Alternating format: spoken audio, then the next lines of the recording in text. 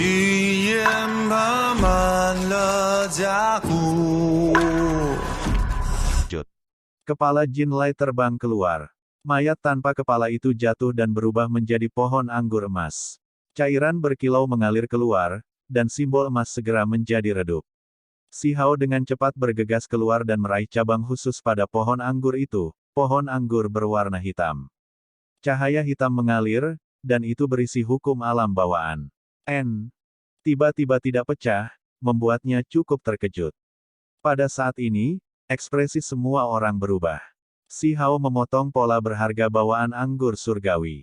Ini sama dengan tulang atau murid ganda dari bakat luar biasa ras manusia. Ini adalah item yang dianugerahkan oleh surga, metode rahasia unik lengkap yang belum pernah muncul sebelumnya. Inilah bagaimana istilah bakat luar biasa muncul. Mata beberapa eksistensi yang menyalakan api surgawi mereka terbakar, diam-diam mendekat untuk bergerak. Mereka ingin mengambil tindakan, karena pokok anggur ini tak ternilai harganya. Itu berisi teknik berharga bawaan. Istirahat untukku. Teriak si Hao. Dia dengan keras mengerahkan kekuatan. Lengannya bersinar, menggunakan semua kekuatannya untuk memotong anggur surgawi yang gelap gulita ini. Dengan melakukan itu, dia mungkin bisa mendapatkan beberapa simbolnya. Paling tidak, dia masih bisa mendapatkan artefak berharga bawaan. Sayangnya, ketika dia mengerahkan kekuatan, pohon anggur emas hitam ini berubah menjadi bintik cahaya. Itu dililitkan oleh simbol gigi binatang dan berjuang bebas. Tidak heran saya tidak dapat menemukan simbol kehidupan. Si Hao berkata pada dirinya sendiri. Dia ingin mencuri simbol kehidupan selama ini, tetapi dia tidak pernah menemukannya. Ternyata itu disimpan di dalam jejak simbol bawaan. Justru karena inilah pohon anggur dapat melindungi simbol bawaannya agar tidak disita oleh orang lain. Alasan mengapa si Hao juga gagal ketika dia mencoba mengintip ke dalam tulang sejati primordial setelah mencabut bulu yang sebenarnya juga karena ini. Pola emas berkedip-kedip. Pohon anggur Dewa Matahari muncul di kejauhan. Tubuh aslinya direkonstruksi, membentuk seseorang yang menyerupai Jin Lai. Dia membawa kebencian pahit dan menatap si Hao. Saya akan membunuhmu. Apakah begitu? Masih berani masuk lagi? Saya benar-benar menantikannya. Mata besar si Hao berkedip. Dia menjilat bibirnya, mengungkapkan ekspresi keinginan. Rambut Jin Lai menari-nari dengan kacau. Cahaya keemasan melonjak. Dia terhina dan marah, wajahnya penuh rasa malu. Cahaya warna-warni menyala, dan kemudian dia menghilang saat terbungkus dalam hujan cahaya. Benar-benar menyesal. Si Hao menggelengkan kepalanya. Simbol kehidupan gigi binatang itu memiliki hubungan yang tak terpisahkan dengan alam rahasia ini.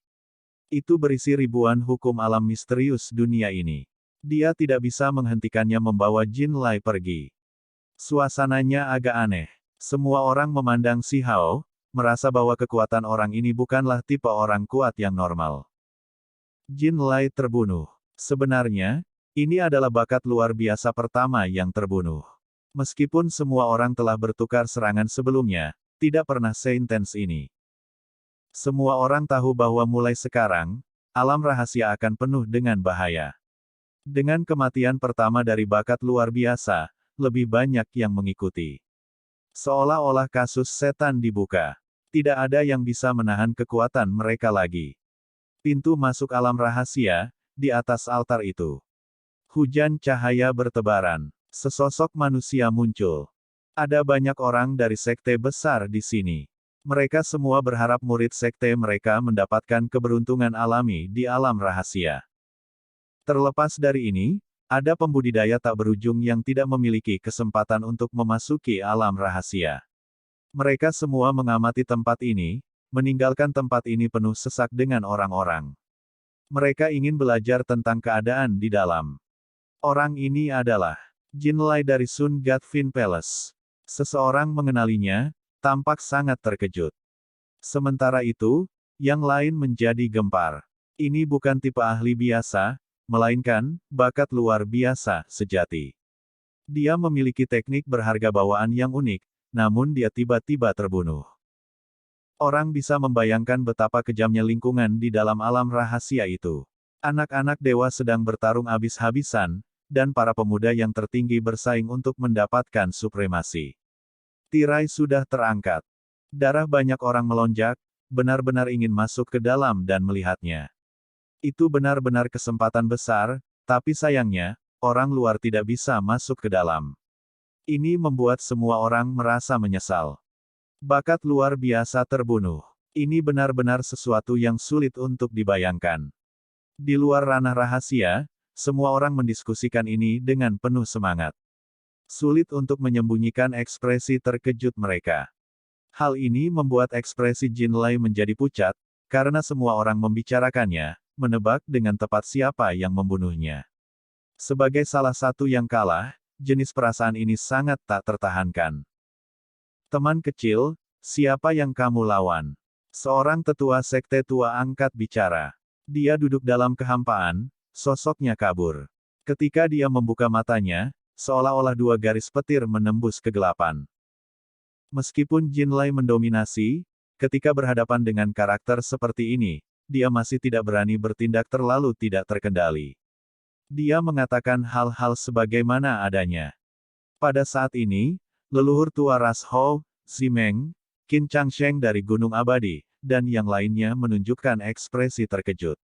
Beberapa master sekte terkejut. Tak disangka dia lagi. Kerumunan itu tercengang, tidak berani mempercayai apa yang mereka dengar. Itu Raja Iblis muda lagi. Dia membunuh bakat luar biasa. Orang itu pertama kali membunuh orang-orang Istana Iblis Api, membunuh Raja Muda The Hou Rache, lalu secara tak terduga mulai membunuh bakat luar biasa. Orang-orang Istana Iblis Api berlinang air mata. Mengapa mereka harus disebutkan setiap saat? Ini benar-benar membuat mereka sangat menderita. Semua orang meledak dalam diskusi. Pakar misterius seperti itu tiba-tiba muncul. Dia seharusnya tidak memiliki simbol kehidupan, jadi tidak ada daftar nama untuk mengenali identitasnya. Jelas bahwa ini adalah pemuda makhluk tertinggi yang diam-diam mengacaukan jalannya.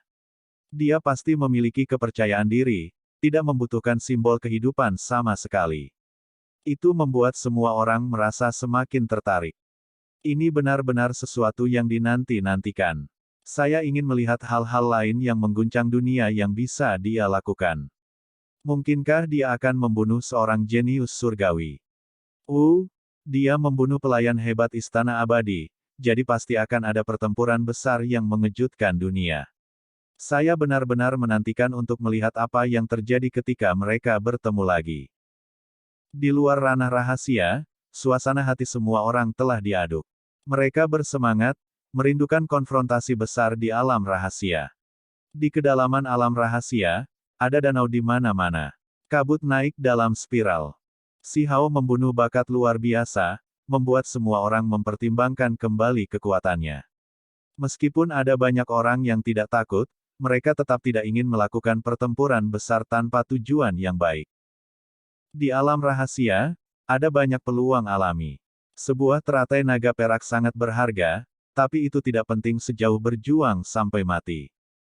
Tidak jauh, pertempuran penyihir dan peri Yue Chan masih berlangsung. Kekuatan kedua individu ini saling bertentangan, dan sulit bagi kedua belah pihak untuk membunuh yang lain.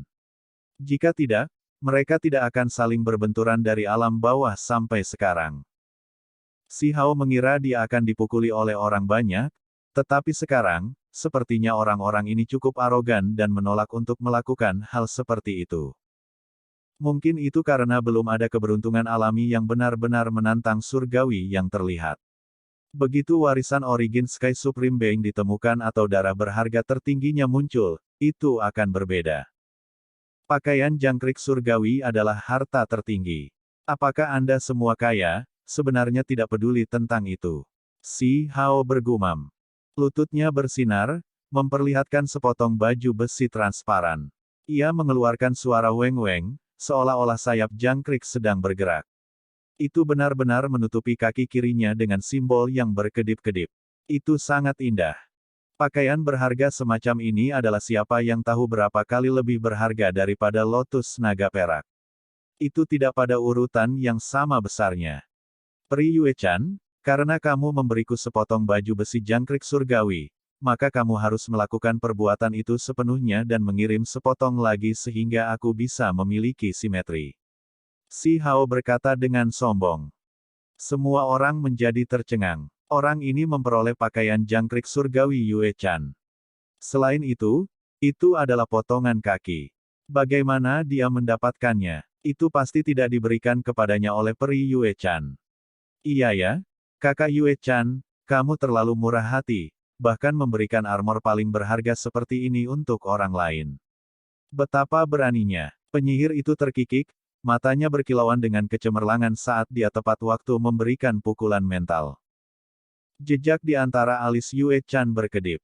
Serangan spiritual menjadi lebih kuat, dan sosok kosong bergegas keluar untuk membunuh penyihir itu. Peri, apa yang terjadi? Anda ingin membunuh seseorang untuk membuat mereka tutup mulut. Penyihir itu tersenyum sedikit dan membela diri dari serangan ini. Bahkan dengan pertarungan level kami, kamu masih ingin menggunakan kata-kata dengan sia-sia untuk mencoba mendapatkan keuntungan.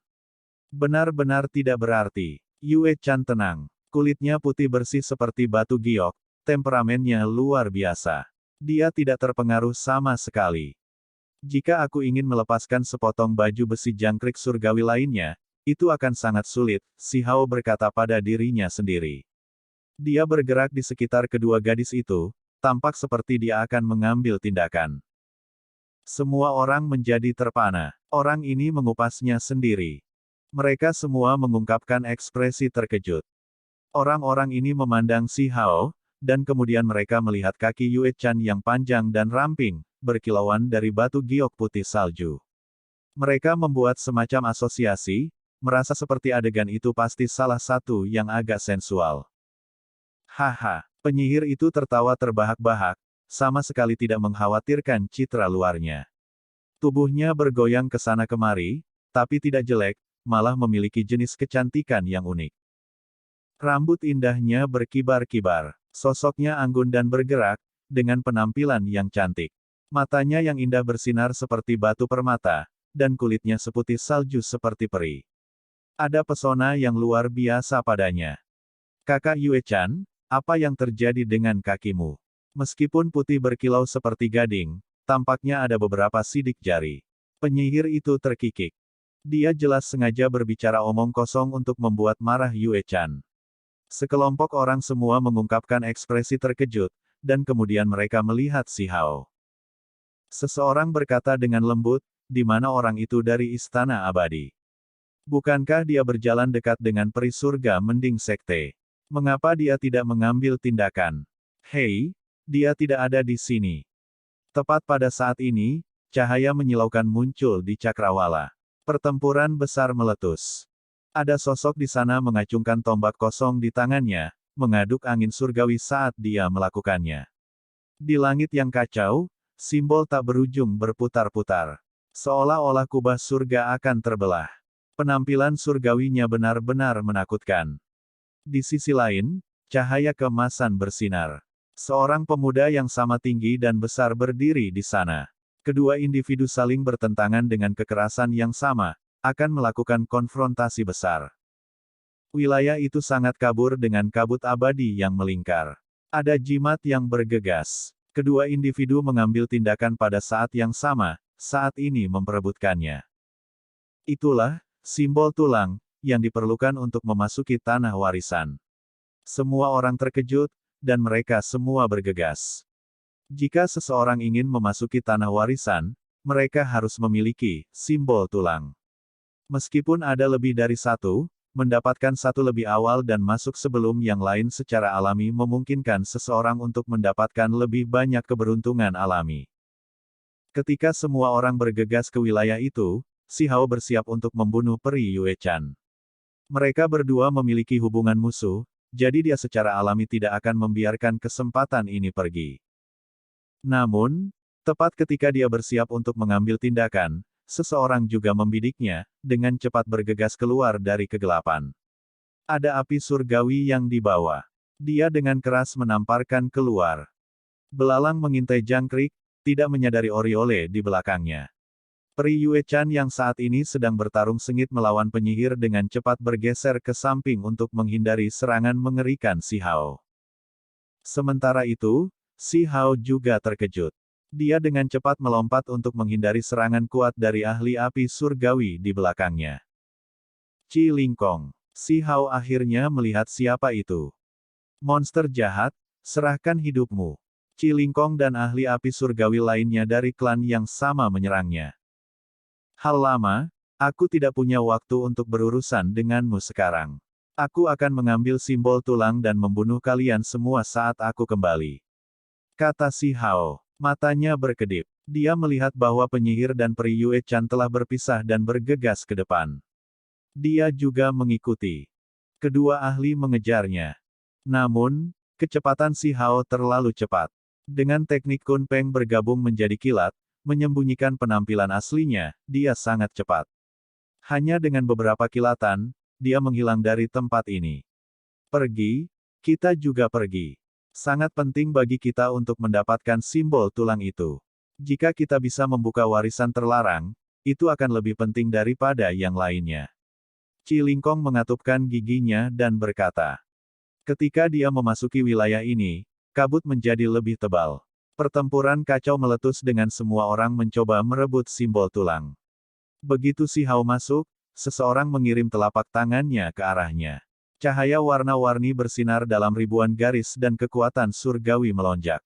Begitu dia memasuki wilayah ini, semua orang menjadi lawan. Dia terkejut. Itu sebenarnya Qin Hao. Pakaian pertempuran umur panjang yang dia kenakan bersinar.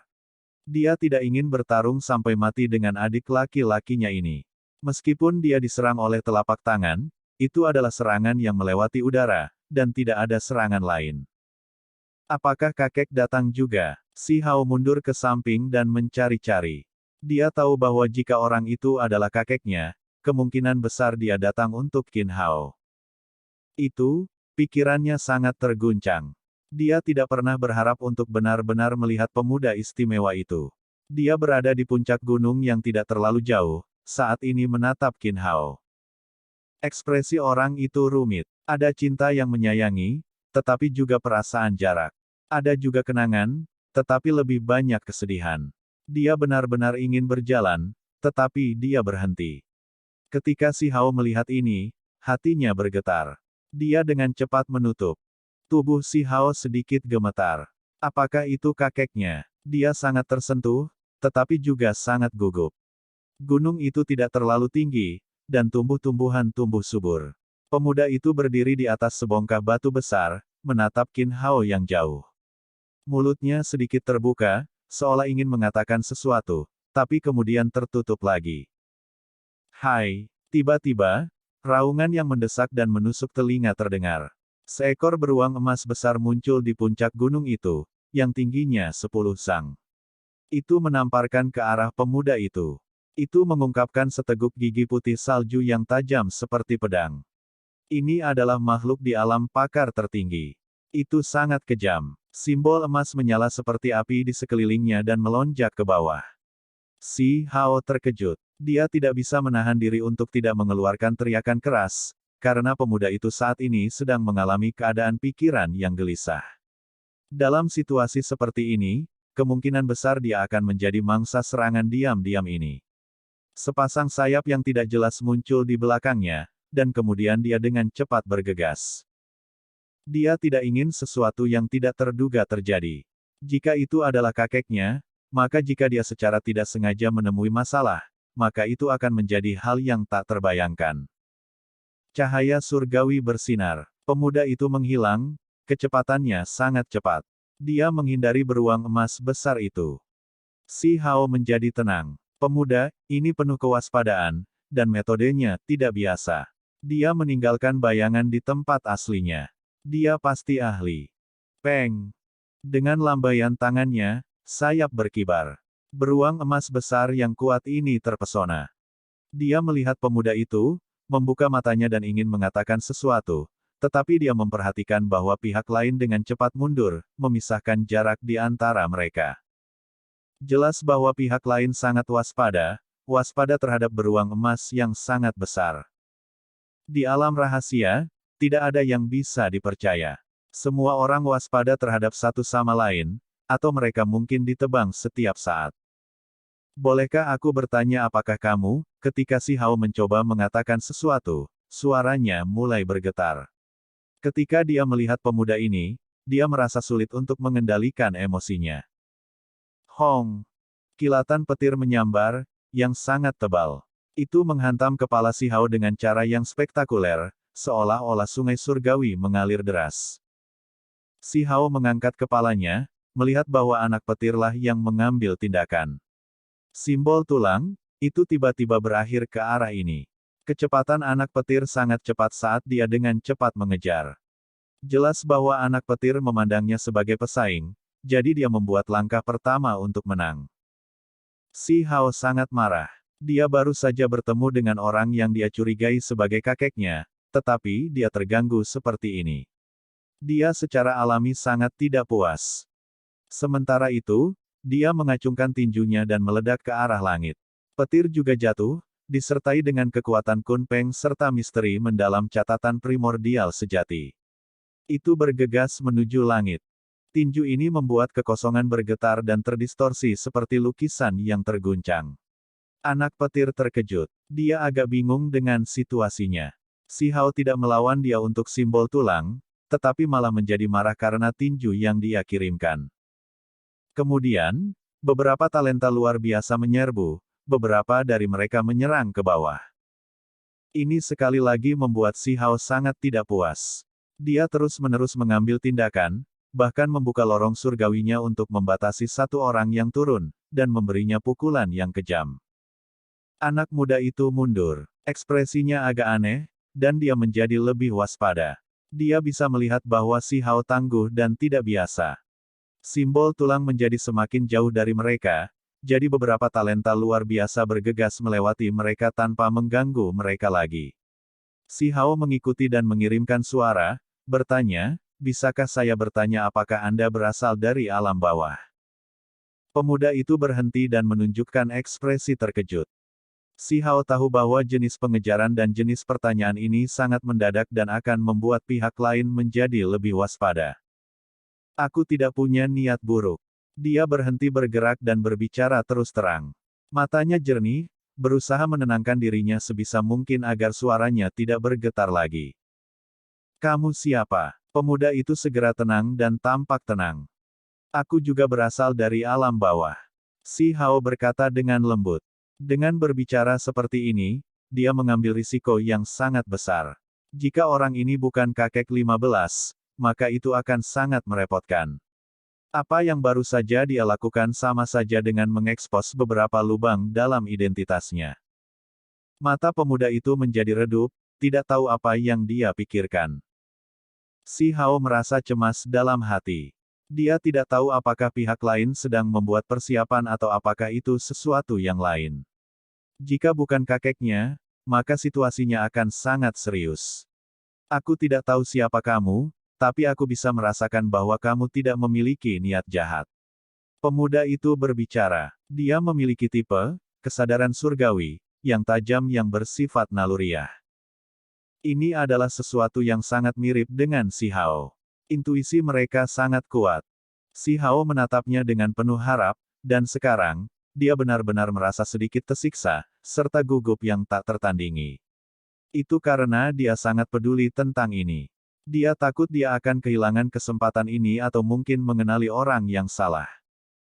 Aku datang dari alam bawah, kata pemuda lainnya dengan lembut. Dia menatap mata si Hao untuk mengamati ekspresinya. Pada saat ini, hati si Hao bergetar hebat. Dia hampir berteriak keras, tetapi dia menahan desakannya dan berkata, apakah kamu yang disebut Dewa Iblis hebat dari klan batu? Murid pemuda itu dengan cepat berkontraksi. Dia menatapnya lagi dan lagi tanpa mengatakan apa-apa. Apakah kamu memasuki alam rahasia untuk melihat Qin Hao? Nama anakmu adalah Si Ziling. Si Hao terus berbicara, melihat orang ini tidak jauh. Dia sangat tergugah. Sepertinya kamu tahu tentang identitasku dan tahu siapa aku, kata pemuda itu. Dia memandang Si Hao, merasa sedikit bingung. Dia juga tampak ragu-ragu dan menjadi waspada. Itu karena dia benar-benar tidak mengerti siapa anak muda ini, mengapa dia tahu begitu banyak. Bahkan jika orang-orang klan Qin yang datang, mereka seharusnya tidak bisa mengenalinya. Jika bukan karena kesadaran surgawinya yang tajam dan merasakan bahwa pemuda di depannya tidak memiliki niat jahat, dia akan mengambil tindakan sejak lama dan melarikan diri ke kejauhan. Dia tidak akan memperhatikan ini. Kamu masih memiliki cucu lain di alam bawah, kan? Si Hao berkata, matanya yang besar dan jernih menjadi sedikit merah. Dia senang sekaligus terharu. Ketika pemuda itu mendengar ini, dia langsung terdiam. Ada jenis penyesalan yang sulit disembunyikan. Benar, cucuku ada di alam bawah, tapi dia tidak bisa naik. Ketika dia berbicara sampai titik ini, pemuda itu menatap ke Cakrawala. Emosinya melonjak hebat. Ada kesedihan besar yang keluar darinya. Dia mencoba yang terbaik untuk menenangkan emosinya. Jika masih hidup, dia pasti tidak akan lebih lemah dari bakat luar biasa dari alam yang lebih tinggi ini. Ketika dia berbicara sampai titik ini, wajah pemuda itu membawa kesedihan, dan juga ketidakberdayaan. Ada jenis kesuraman juga. Cucu yang paling dia sayangi yang memiliki bakat warping surga benar-benar mati dalam pertempuran. Jelas bahwa pemuda itu adalah kakek 15 Dewa Iblis Agung. Dia memikirkan masa lalu, pikiran-pikiran yang menumpuk di benaknya sulit untuk dibuang. Cucunya sendiri adalah makhluk tertinggi yang terlahir secara alami, tetapi pada akhirnya, tulang aslinya dicungkil, mengalami siksaan hebat karenanya. Dia telah dipaksa untuk berkeliaran sendiri di luar sejak dia masih muda. Ketika dia memikirkan hal ini, kakek 15 merasa sangat sedih. Cucuku tidak lebih lemah dari siapapun, dia adalah makhluk tertinggi bawaan. Namun, tidak ada cara baginya untuk memasuki alam yang lebih tinggi. Ada cara, dia datang. Si Hao tidak bisa menahannya lagi. Matanya menjadi merah dan dia bergegas ke depan. Apa yang kamu katakan? Mata kakek 15 juga mulai bersinar terang. Dia menatap si Hao. Dia tidak mati. Si Hao tersenyum, matanya berkaca-kaca. Jika Hao Erku tidak mati, dia pasti akan menciptakan badai di dunia ini. Dia akan mampu menghadapi semua talenta luar biasa. Pemuda itu berkata dengan suara gemetar. Kemudian, dia menatap si Hao dengan mematikan. Hari itu akan datang. Air mata mengalir di wajah si Hao. Kamu siapa? Siapa sebenarnya kamu? Dewa Iblis Agung bertanya. Dia tidak berani mempercayainya, karena dia sudah menerima berita konkret yang sudah lama terbukti. Cucunya sendiri sudah meninggal. Kakek, aku Haoermu, aku masih hidup. Haoer bergegas, apalagi tidak lagi menyembunyikan auranya sendiri. Dia melepaskan kekuatan garis keturunannya yang sebenarnya. Pada saat ini, Dewa Iblis Agung terkejut, tetapi dia bisa merasakan bahwa orang ini sangat intim. Darah mereka sepertinya bisa selaras. Ini adalah orang yang sangat dekat. Haurku, suaranya bergetar. Dia mengulurkan tangan untuk membelai wajah pihak lain. Bahkan jika ini hanya mimpi yang dipalsukan oleh pembunuh negara surgawi, dia masih ingin menceburkan diri ke dalamnya. Haurku, bukankah dia mati di alam bawah? Kakek 15 tersedak emosi. Ketika dia memikirkan hal ini, hatinya merasakan gelombang rasa sakit. Tidak, kakek, ini benar-benar aku. Aku tidak mati, dan aku masih hidup. Pada saat itu, dia dengan cepat mengungkapkan penampilan aslinya untuk membiarkan kakeknya melihatnya. Apa? Ini tubuh kakek 15 bergetar hebat. Dia melihat penampilan si Hao setelah dia dewasa, dan kemudian tubuhnya segera terhuyung-huyung, menemukan ini luar biasa. Apakah ini mimpi? Siapa saya? Aku adalah cucu Dewa Iblis hebat. Setelah kehilangan tulang tertinggiku sekali, aku bisa bertahan. Itu hanya kutukan istana abadi yang sepele, demam tembaga yang busuk, namun ia menginginkan hidupku. Itu tidak mungkin. Si Hao tersenyum melalui air matanya. Hahaha. Kakek 15 tertawa terbahak-bahak juga. Air mata keluar dari matanya. Ada kesedihan, kecerobohan, tetapi juga kegembiraan yang tak ada habisnya. Apakah ini kenyataan atau mimpi? Dia tidak bisa benar-benar memisahkannya sekarang, Karena emosinya melonjak hebat, suasana hatinya sulit untuk tenang. Kegembiraan ini datang terlalu tiba-tiba. Dari mana orang gila ini berasal, menangis dan tertawa di sana? Di kejauhan, seseorang berkata dengan dingin dan melihat ke arah ini. Si Hao membelakangi arah itu. Dia tidak berbalik dan malah dengan cepat menyingkirkan penampilan aslinya.